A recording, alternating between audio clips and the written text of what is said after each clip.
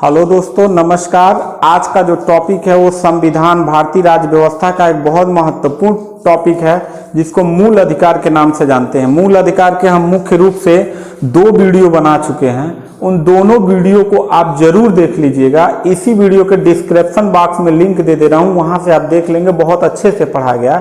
आज हम लोग जो बात करेंगे वो शोषण के विरुद्ध अधिकार यानी अनुच्छेद 23 से लेके 24 तक, इसके बारे में हम बात करेंगे।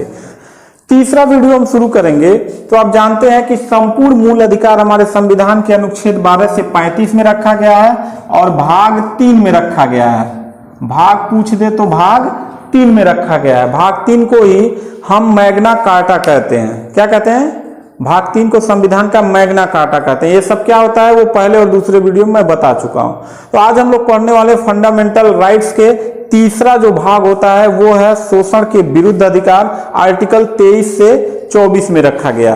तो यहां समझते हैं कि 23 और 24 क्या होता है। देखो, हम यहां पे लिखे हैं कि राष्ट्रद्रोही जमींदार या गांव का मुखिया क्या कर सकता है आपके साथ शोषण कर सकता है। आप शोषण क्या होता है? आपका मजबूरी का फायदा उठाना।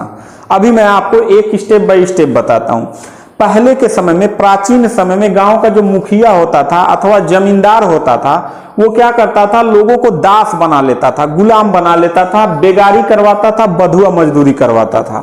अब एक एक चीज को समझिए। बधुआ मजदूरी क्या होता है? बधुआ मजदूरी वो होता है, जैसे मान लीजिए कि मैं गांव का जमींदार हूं अथवा मुखिया हूं, तो मैंने मुझसे कोई कर्जा लिया, अब वो कर्जा चुका नहीं पाया, ठीक है, या इतना ज्यादा हमने ब्याज उस पर वसूलना शुरू कर दिया कि वो चुका नहीं पाया, तो इसके बदले में आके हमारा खेत का काम करो। तो उस काम के बदले उसको कोई पैसा नहीं दिया जाता था। वो जब तक आपका पैसा उसके पास पड़ा रहता था तब तक वो आपसे काम करवाता था। तो कभी कभी ऐसा होता था, मान लो कि 20,000 रुपया हमने किसी को उधार दिया और उस पर 20% ब्याज जोड़ दिया। अब वो बेचारा गरीब आदमी भरते भरते भरते जितना भरेगा उतना हर महीना ब्याज चढ़ता जाएगा। तो उस आदमी को घर पे मतलब गाय बछरू को खिलाना पिलाना, खेत में मजदूरी कराना, घर का काम करवाना, तो उसे बधुआ मजदूरी कहते हैं, ठीक है। बेगारी क्या होता है? एक ऐसा चीज होता है कि एक दबंग आदमी, एक मजबूर आदमी से काम करवाता है और उसके बदले में मान लीजिए कि पैसा या तो बहुत कम देता है या तो नहीं देता है, तो उसको हम बोलते हैं बेगारी। तो वो क्या कर लेता है? गुलाम बना लेता है, चाहे वो अपने धन से, बल से, या मतलब जैसे भी करके वो गुलाम बना लेता है। दास या गुलाम एक ही होता है, गुलाम बना लेता है।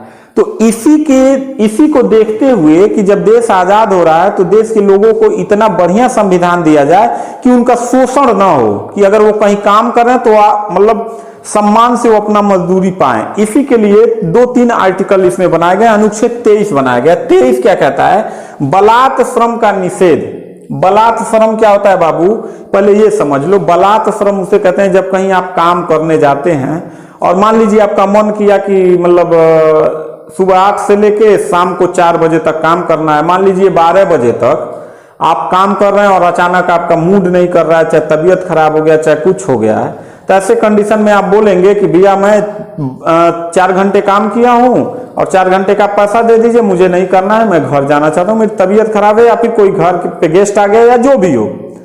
तो ऐसे कंडीशन में पहले क्या होता था? लोग नहीं जाने देते थे। नहीं जाओगे, तुमको काम करना है। बात समझ में आ रही है? तो उसे कहा जाता है बलात् श्रम। तो यहां पे वो अब नहीं करा सकते। अनुच्छेद 23 के अनुसार, अनुच्छेद 23(1) के अनुसार ये नहीं करा सकते। दूसरा, मानव के क्रय विक्रय पर प्रतिबंध। पहले बहुत ज्यादा होता था बाबू कि छोटे छोटे बच्चों को क्या कर लिया जाता था? बेच दिया जाता था। तो एक गिरोह चलता था जो उन बच्चों को लेता था और उनसे भीख मंगवाता था। भीख मंगवा के पैसा लेना, चोरी कराना, ये सब कराना, ठीक है। तो मानव के क्रय विक्रय पर यह पूर्ण रूप से प्रतिबंध लगा था। अगर किसी को पता चल गया ना कि ये सब मतलब कोई कर रहा है तो उसकी हालत खराब हो जाएगी। तो मानव पे पूर्ण रूप से क्रय विक्रय पर प्रतिबंध लगा देता है अनुच्छेद 23। इसके लिए 2 कानून बनाए गए थे बाबू, याद रखिएगा। 2 कानून बनाए गए थे। कौन कौन से कानून थे? बधुआ उन्मूलन अधिनियम 1976, यानी किसी से अब बधुआ मजदूरी आप नहीं करा सकते हैं।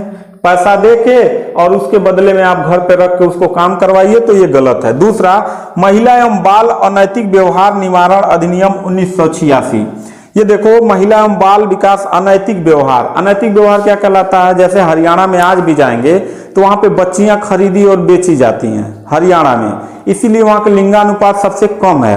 वहां पे क्यों खरीदी बेची जाती हैं? क्योंकि वहां के लोगों को पुरुष प्रधान परिवार चाहिए, यानी बच्चों को ज्यादा मानते हैं, इसलिए महिलाएं अगर मतलब बेची जाती हैं एक दूसरे घर पे। अगर उसने मतलब उस अपने लड़के से शादी करा दिया, बच्चा पैदा हो गया, लड़का हो गया, तब उस घर की बहू मानी जाती है। लड़की पैदा हो गया तो फिर उस महिला को कहीं और घर बेच दिया जाता है, और जो बच्ची पैदा रहती है उसको 50-50 रुपए में दाई जमीन के अंदर खोद के डाल देती है।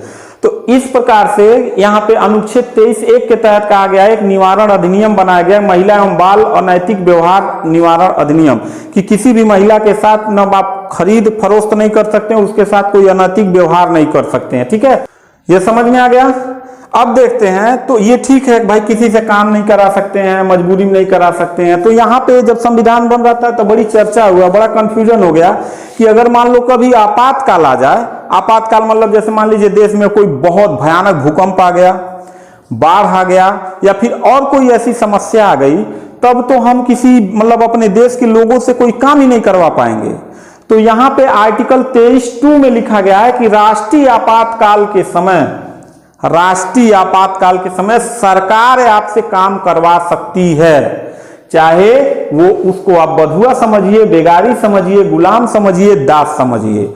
ये बहुत जरूरी भी था। मान लीजिए कि देश में कोई परमाणु हमला हो गया, मतलब बाढ़ आ गया, भूकंप आ गया, ऐसे कंडीशन में देश की सेना बहुत ज्यादा नहीं होती है, पॉपुलेशन तो बहुत अधिक है, 135 करोड़ है, तो क्या 135 करोड़ लोगों को मतलब कोई आपदा आ जाए तो क्या कुछ मिलिट्री के लोग संभाल सकते हैं? नहीं संभाल सकते हैं। तो उस आपदा में सरकार क्या कर लेगी? मूल अधिकार तो आपके राष्ट्रीय आपदा में वैसे ही समाप्त हो जाते हैं। तो लेकिन फिर भी अगर आप मांग करेंगे तो यहाँ पे लिख दिया गया कि ऐसे चीजों में आपातकाल के समय यह लागू नियम नहीं रहेगा। कौन सा? काम कराने वाला।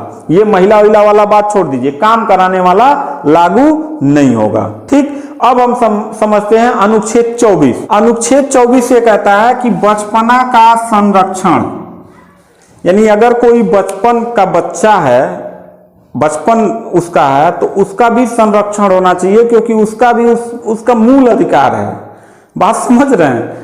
तो यहाँ पे बचपना के संरक्षण में यह कहा गया है कि किसी भी बच्चे की उम्र अगर 14 वर्ष कंप्लीट हो गया है, यानी 14 वर्ष के तक नहीं हुआ है, उसके पहले किसी भी बच्चे को किसी खतरनाक जगह काम नहीं करा सकते हैं। खतरनाक जगह क्या होता है बाबू? जैसे मान लो कहीं कारखाने में, कहीं खदान में, कहीं पटाखा फैक्ट्री में। अब कोई 14 वर्ष का बच्चा है, उसको अब पटाखे की फैक्ट्री में काम करा रहे हैं, और कहीं उसने थोड़ा बहुत भी, 14 वर्ष का बच्चे का मतलब बुद्धि कितना होता है? कुछ नहीं होता है। वो कहीं कहीं कोई बचपना कर दिया तो पूरा मतलब डिस्टरबेंस हो जाएगा, और वो उसके बचपन का शोषण हो रहा है। तो शोषण के विरुद्ध जब आप अधिकार पढ़ रहे हैं, तो बचपना में उसको पटाखा फैक्ट्री में लगा दिए तो उसके मतलब शोषण कर रहे हैं। और मान लीजिए कि फिर उसको खदान में लगा दिए, जैसे पहले के जो जमींदार होते थे या फिर जो बड़े बड़े गुंडा होते थे, माफिया होते थे, वो बच्चों को पकड़ के ले जाके काम कराते थे, जंगल में लकड़ी कटवाते थे, खदान में काम करवाते थे, कोयला तोड़वाते थे। तो अब इस पे शोषण के विरुद्ध जब अधिकार बनाया गया, तो इसमें बच्चों को कि पटाखा फैक्ट्री में, खदान में अथवा कारखाने में खतरनाक जगह आप कोई काम नहीं करा सकते थे। लेकिन इसमें यह कहा गया था कि सामान्य जगह आप काम करा सकते हैं, यानी जब तक यह परिवर्तन नहीं हुआ तब तक सामान्य जगह आप काम करा सकते थे, जिसकी उम्र 14 वर्ष कंप्लीट हो गई हो, यानी 15, 16, 17, 18 वर्ष का हो। लेकिन डॉक्टर मनमोहन सिंह जिन्हें एक कानून पास किया, 2 कानून पास किया। एक कानून पास किया 6 अक्टूबर 2006 को कि सामान्य जगह भी काम नहीं अब कराया जाएगा। यहां कहा गया था ना, सामान्य जगह, जिनकी उम्र 14 वर्ष कंप्लीट हो गया हो तो सामान्य जगह, खतरनाक जगह नहीं। खतरनाक जगह तो पहले ही रोक लगा था कि लेकिन सामान्य जगह काम करा सकते हैं जिसकी उम्र 14 से कम हो। लेकिन यहां पे अब कानून लागू हो गया 6 अक्टूबर 2006 को। डॉक्टर मनमोहन सिंह ने उस समय प्रधानमंत्री थे, उन्होंने कानून लाया कि अब सामान्य जगह भी कार्य नहीं करवा सकते हैं। ठीक है, इसके अलावा एक और कानून लाया गया था, बाल अधिकार संरक्षण आयोग। इसके बारे में अभी बाद में समझते हैं, पहले इसको समझ लेते हैं कि सामान्य जगह भी इसको काम अब नहीं कराया जाएगा। तो बचपना का संरक्षण यह अधिनियम जो है अनुच्छेद 24 ये कहता है कि अब आप किसी के बचपन का शोषण नहीं कर सकते, उसके खेलने कूदने पढ़ने की उम्र है, अब आप उसको डिस्टर्ब नहीं कर सकते। इसीलिए अनुच्छेद 21A में निःशुल्क शिक्षा का 6 से 14 वर्ष तक के बच्चों को निःशुल्क और अनिवार्य शिक्षा का प्रावधान इसी के अंतर्गत दिया गया था। और जब तक बच्चा पेट में रहता है तब भी माँ के मतलब डिलीवरी तक का क्या बोलते हैं उसको टीकाकरण या फिर डिलीवरी के बाद उसको धनराशि सहायता देना, उसको देख रेख करना, ये सब कुछ क्या इसी मतलब हमारे मूल अधिकार के अंतर्गत आता था। लेकिन यहाँ पे जब लड़का थोड़ा बड़ा हो जाता था 10 साल 12 साल 13 साल का, उसको लोग काम पे लगा देते थे। तो पहले तो खतरनाक जगह काम करने की अनुमति नहीं थी, लेकिन डॉक्टर मनमोहन सिंह ने 6 अक्टूबर 2006 को ये कानून लगा दिया कि अब जो है किसी सामान्य जगह भी जिसकी उम्र 14 वर्ष कंप्लीट नहीं हुआ है कहीं काम नहीं करा सकते हैं। बात समझ में आया? आगे बढ़ेंगे। अगला कहता है बाल अधिकार संरक्षण अधिनियम, यानी आयोग बनाया गया 2007 में, याद रखिएगा, बाल अधिकार संरक्षण आयोग। यह आयोग का काम क्या था कि आतंकवाद, जैसे कुछ बच्चों को लोग गुमराह कर देते हैं, ठीक है, पैसा देकर उनको मतलब अनैतिक तरीके से व्यवहार करके और नैतिक बातों का उनके जीवन से निकाल करके देश और राष्ट्रवाद की चीजों को खत्म करके किसी अपने ही मुल्क के साथ, जैसे मान लीजिए कि टेररिस्ट बनाना, नक्सलवादी बनाना, ये सब सारी चीजें। तो आतंकवाद से रक्षा करना, सांप्रदायिक हिंसा, यानी कहीं भी क्या होता है, लोग अक्सर जब कहीं पे दंगा होता है तो एक को नेतवा का बेटा एक को सब मार नहीं खाते। कौन मार खाता है बाबू? हमारे देश का युवा मार खाता है, क्योंकि उसको भाषण दे के, बरगला के, फुसला के, उसके मन में देश के प्रति, दूसरे के प्रति भड़का कर दंगा करवाया जाता है। एक भी दंगा बता दीजिए जिसमें किसी एक बड़े नेता का लड़का उस दंगे में शामिल हुआ हो या वो आंदोलन में शामिल हुआ हो अथवा मार हुआ हो तो वो मार खाया हो। एक को मार नहीं खाते, एक को दंगा में नहीं रहते। उनका नेतवा का लड़का ब्रिटेन, अमेरिका और फ्रांस पता नहीं कहां कहां सब पढ़ते हैं, लेकिन यहाँ देश के युवाओं को भड़का डालते हैं, सब भड़का के सांप्रदायिक हिंसा कराते हैं, ठीक है, जैसे मॉब लिंचिंग हो गया या अन्य प्रकार का हो गया। दंगा में घरेलू हिंसा भी आप नहीं कर सकते हैं, इसी आर्टिकल के अनुसार बाल अधिकार संरक्षण आयोग 2007 में जो पास किया गया था। जैसे मान लीजिए घरेलू हिंसा क्या होगा, जैसे एक मान लीजिए कोई पति है, एक पत्नी है, पत्नी मर गई और पति ने दूसरा शादी कर लिया। अब जो आएगी सौतेली माँ, वह अपने बच्चे से बड़ा प्यार करती है और दूसरे जो सौतेला बेटा होता है उससे गलत तरीके से व्यवहार करती है। तो जब गलत तरीके से व्यवहार करती है तो उसके बचपना का क्या कर रही है, शोषण कर रही है। तो ऐसे में वो नहीं कर सकती, घरेलू हिंसा नहीं कर सकती है। अगर करेगी तो फिर पुलिस में वो कंप्लेन कर दिया तो उसकी हालत खराब हो जाएगी। तस्करी नहीं कर सकते हैं बाबू, तस्करी मतलब बेचना, कहीं ले जाके बेच देंगे, छोटे छोटे बच्चों को लोग बेच देते हैं, ठीक है। वेश्यावृत्ति नहीं कर सकते हैं, वेश्यावृत्ति भी नहीं कर सकते हैं, यानी शरीर नहीं अपनी बेच सकते हैं। और कुपोषण से बचाना, वेश्यावृत्ति से बचाना, कुपोषण से बचाना, ये हमारा बाल अधिकार संरक्षण आयोग का मुख्य काम है कि यहाँ से ये बचाएंगे। या जैसे मान लीजिए आतंकवाद के खिलाफ जो है कि भड़का रहा है कोई तो उससे बचाएंगे, सांप्रदायिक हिंसा कर रहा है या हिंसा कर रहा है या घरेलू हिंसा हो रहा है या तस्करी हो रहा है, वेश्यावृत्ति हो रहा है या कुपोषण का शिकार अगर हो रहा है, तो इन सबसे रक्षा करेगा कौन? बाल अधिकार संरक्षण आयोग 2007 में पास किया गया था। ये भी मनमोहन सिंह के शासनकाल में पास किया गया था।